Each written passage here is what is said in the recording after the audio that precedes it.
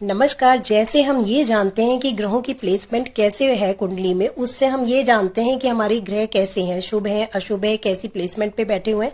उसी तरीके से हम नक्षत्रों को भी जान सकते हैं, क्योंकि 27 के 27 नक्षत्र हमारे लिए शुभ या अशुभ फल नहीं दे सकते हैं। इसीलिए हमने नक्षत्रों को भी ताराओं में बांटा है कि उससे हम ये पता कर सकते हैं कि हमारे लिए कौन सा नक्षत्र अशुभ है, कौन सा नक्षत्र शुभ है, या कौन सा नक्षत्र ऐसा है जो कि हमें धन संपदा दे सकता है। तो आज हम यही जानेंगे नवतारा क्या होती हैं, ये नवताराएं कितनी होती हैं, कैसे सीरीज होती है। जिस तरीके से 27 नक्षत्र की सीरीज होती है, उसी तरीके से नवताराओं की भी सीरीज होती है। सबसे पहले आता है आपका जन्म तारा।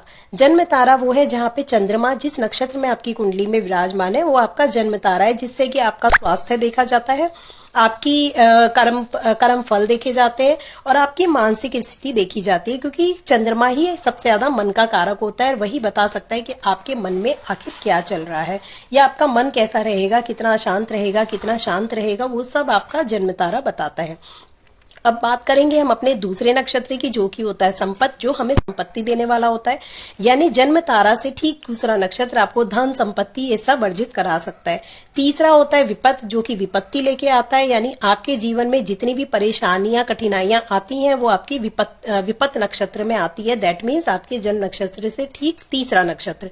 बात करते हैं चौथे नक्षत्र की। चौथा नक्षत्र होता है शेम नक्षत्र, जो कि शेम तारा। शेम तारा जो होता है वो आपके जीवन में कल्याण लाता है, यानी अच्छी मंगल कामनाएं आपके जीवन में लाता है। अगर आप शेम तारा में कोई काम कर रहे हैं, शेम तारा में जो भी नक्षत्र आते हैं उन नक्षत्रों में काम कर रहे हैं, तो आपके जीवन में सुरक्षा, शांति और आराम और कल्याण आपके जीवन में आता है। अब बात करते हैं हम अपने पांचवें नक्षत्र की, जो कि है हमारा प्रत्यरी नक्षत्र, जो कि हमारे जीवन में शत्रुता, विरोध और जितने भी हमारे जीवन में शत्रु आते हैं या हमारी शत्रुता होती है या कोई हमारे अगेंस्ट होता है, वो इन्हीं नक्षत्रों में, यदि आपके जन्म तारा से जो पांचवा नक्षत्र आएगा वो आपके जीवन में शत्रुता का भाव रखेगा। उसके बाद आता है आपका साधक, जो आपको साध ले। यानी ये नक्षत्र सबसे इंपॉर्टेंट इसलिए है क्योंकि अगर आपके कार्य सिद्ध नहीं हो रहे हैं, आपका कोई ऐसा काम है जो बहुत लंबे समय तक अटक रहा है, जैसे कि आपका इंटरव्यू देने जा रहे हैं और बार बार रिजेक्ट हो रहा है, कुछ हो रहा है, तो आप देखिए कि आपका साधक नक्षत्र कौन सा, आपके जन्म नक्षत्र से कौन सा छठा नक्षत्र है जो आपके लिए साधक का काम कर सकता है।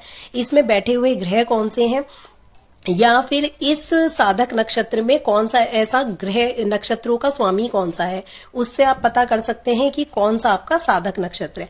फिर आता है वध तारा। वध तारा जो आपका मतलब जो आपके जीवन में बहुत ज्यादा परेशानियां, यानी बहुत लंबी ऐसी बीमारियां लेकर आ जाता है या कठिनाइयां लेके आ जाता है जिनसे जूझना आपके लिए मुश्किल हो जाता है। वध तारा ही हमारे जीवन का अंत करता है, क्योंकि वध मीन्स मारना, जो जीवन का अंत कर दे।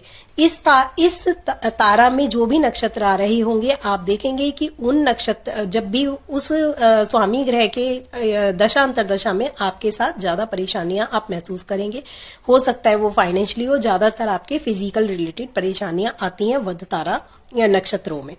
मैत्री तारा आता है। मैत्री तारा जो कि मित्रता का भाव रखे। ये नक्षत्र, ये जो तारा है ये 8वां तारा होता है। जन्म नक्षत्र से ठीक 8वां तारा आपका मैत्री तारा होता है और ये मित्रता का भाव रखता है। यानी ऐसे में आपके जो भी काम है इन लोगों के साथ मिलकर, जो इन नक्षत्रों के स्वामी ग्रह है, उस ग्रह में आप करेंगे ये काम, तो बहुत आपकी अच्छी, मतलब आपको हर चीज का शुभ फल ही मिलेगा।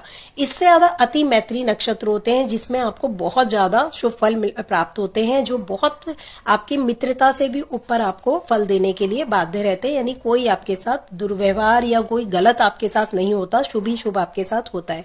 तो इसी तरीके से हमने नवतारों के बारे में जाना कि किस तरीके से हम नक्षत्रों को जान सकते हैं कि हमारे नक्षत्र किस तारा में बैठे हुए हैं, वो हमें किस तरीके के फल देंगे।